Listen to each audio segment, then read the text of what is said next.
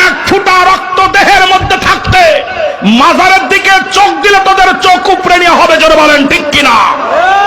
কোরআন হাদিসের দলিলের বাইরে যত মাজার আছে সব মাজার ভেঙে গুড়িয়ে দাও। কোরআন হাদিসের বাইরে যত পীরের খানকা আছে সব পীরের খানকা আগুন দিয়ে জ্বালিয়ে দাও।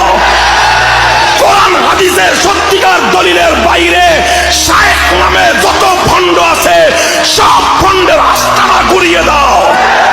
যারা কোরআন হাদিসের দলিল বাদ দিয়ে, কোরআন হাদিসের রেফারেন্স বাদ দিয়ে শুধুমাত্র কোন ব্যক্তির অন্ধ অনুসরণ করবে, সেই ব্যক্তি যত বড় পীর হোক, যত বড় বুজুর্গ হোক, যত বড় আল্লাহওয়ালার সন্তান হোক, যত বড় শায়েখ হোক, শুধুমাত্র কোরআন হাদিসের দলিল বাদ দিয়ে কোন ব্যক্তির অন্ধ অনুসরণ হেদায়েতের পথ হতে